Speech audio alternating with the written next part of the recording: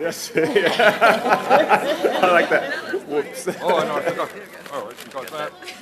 All right. I'll go down a little bit farther forward. That. Okay. Please raise your right hand. State your name. I, Bill de Blasio, Do solemnly swear do solemnly swear that I will support the Constitution of the State of New York that I will support the Constitution of the State of New York and the Charter of the City of New York, and the Charter of the City of New York, and that I will faithfully discharge and that I will faithfully discharge the duties of the office of the Mayor in the City of New York the duties of the office of the Mayor in the City of New York according to the best of my abilities. according to the best of my abilities. Congratulations. Thank you. Thank you.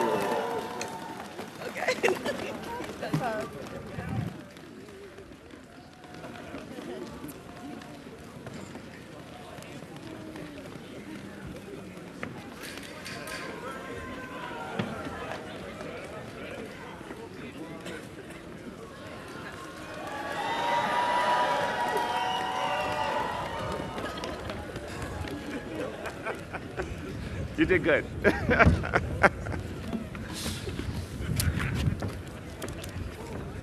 Happy New Year, everyone.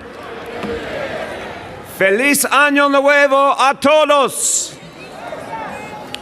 Okay, I've got a question for you up front here, and I want to hear what you think. I can do a very brief speech if you prefer. Okay? The people have spoken. Let me thank everyone for being here. You are the most distinguished frozen group of people I have ever spoken before. But I thank you, all of you, for what you do for this city every day. I want to thank the people of this city for entrusting me with a second term as their mayor.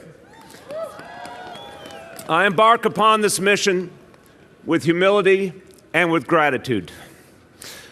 I want to express my deepest love to my family, to Charlene, who is the love of my life, who is the partner in all I do, and is the creator of Thrive NYC. To Chiara and Dante, who are the lights of my life, and who oftentimes are my consciences. To my beloved extended family, especially my brothers Steve and Don, who have guided me throughout my life. And we never forget our ancestors. And I offer a warm salute to the hometowns of my grandparents, Sant'Agata dei Goti and Grassano in southern Italy. We thank the ancestors always. Tanti auguri. To Bernie and Jane Sanders. These two proud Brooklynites have changed America in a profound way.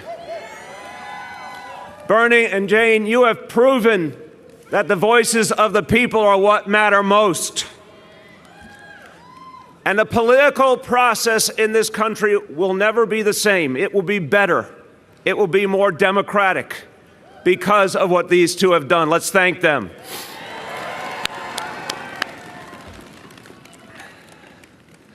I want to give a warm thanks to the man who gave Charlene and I our start in this work and who did so much for this city, Mayor David Dinkins.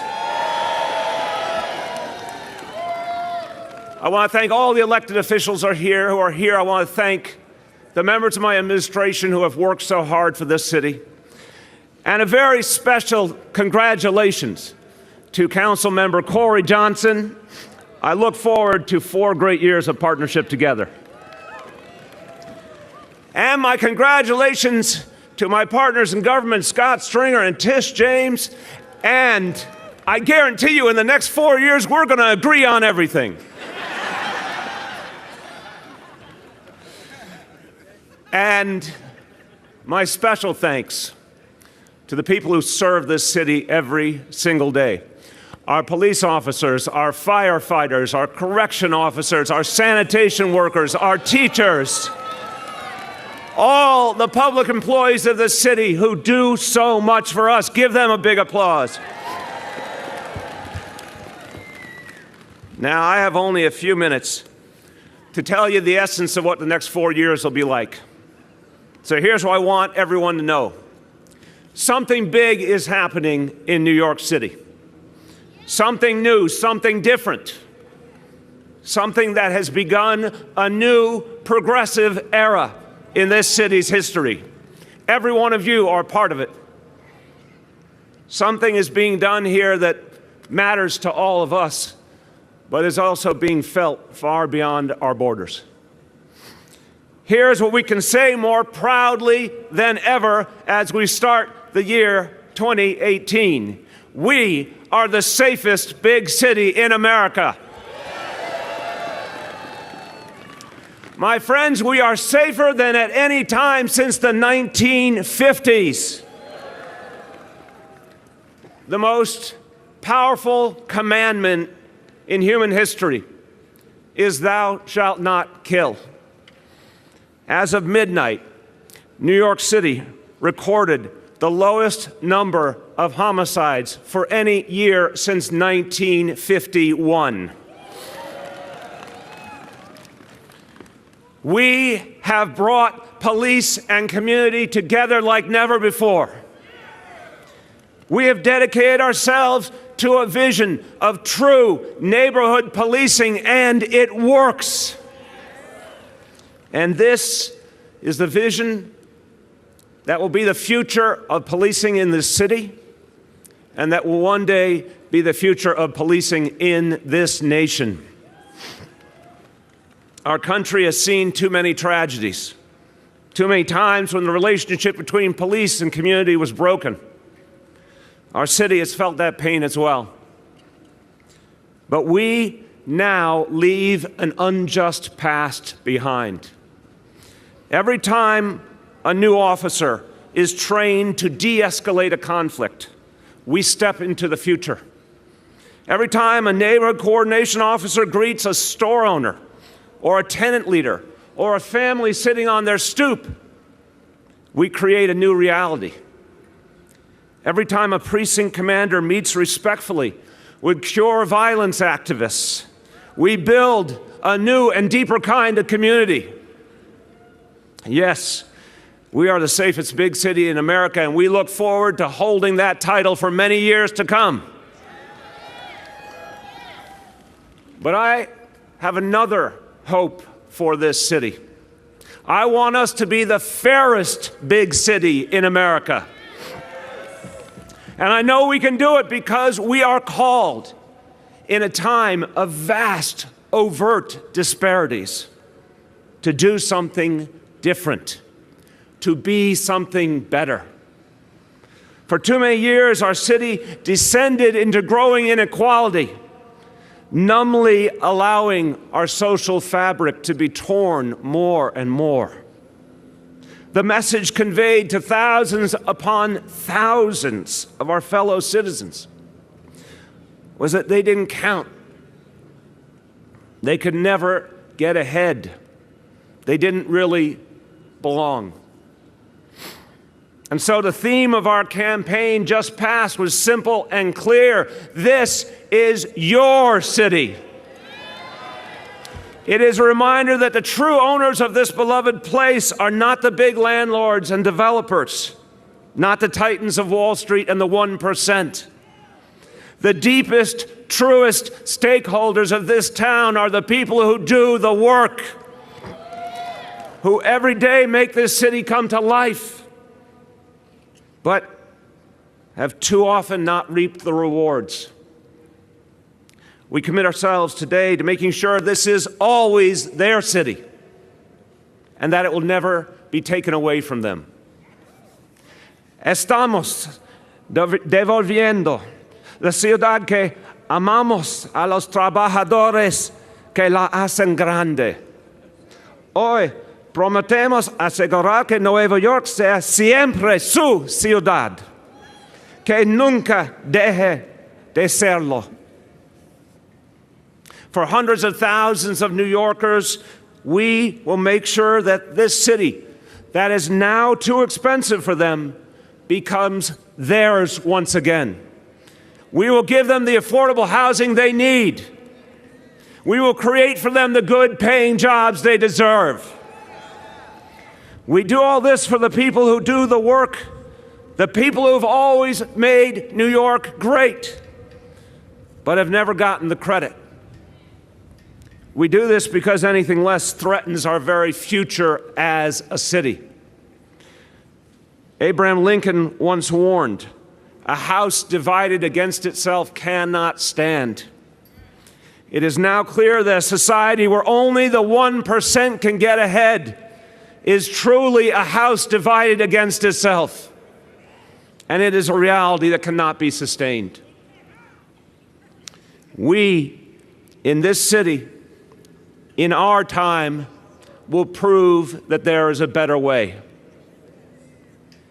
And we should also note that Lincoln's words could well have been written for this raw moment in our nation's history. In this heyday of hatred, this new dawn of divisiveness, we in our city refuse to be dragged down to a place we know is beneath us. We know that the gaudy celebration of discrimination based on faith or color or nationality is simply un-American. It is a violation of who we are. We know the overt and gleeful prejudice that is suddenly in vogue spits in the face of all that has made our city great. And we will not be passive in the face of regression. We will not ignore or deny the threat. We will confront it head on. To do anything less would be an affront to our very identity as New Yorkers. I conclude today, before my fingers stop functioning, with a simple call to arms. We have a responsibility, every one of us, to ensure that New York remains a beacon to our nation and to the world. Cada uno de nosotros tiene el deber de asegurar que Nueva York siga siendo un ejemplo para nuestra nación y el mundo. In a time when religious faith is somehow, painfully, paradoxically, being used by some to sow conflict, we show every day that being a New Yorker means not being held down or pulled back by the sad bonds of history. We prove that there can be healing. We provide evidence that a place can be greater than the sum of its parts. And we demonstrate this without even thinking about it. It comes naturally to us. In our schools and in our workplaces, at the deli and in the subway, we live and let live. We have one common identity that makes us particularly proud, that gives us a special confidence, a certain swagger.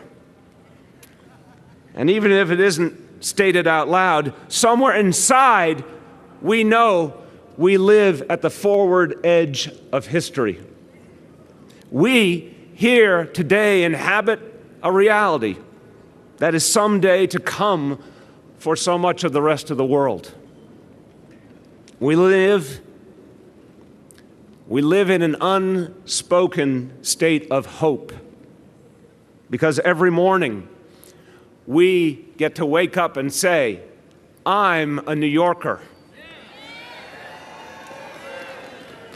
And I can't think of a better way to start a new day and a new year.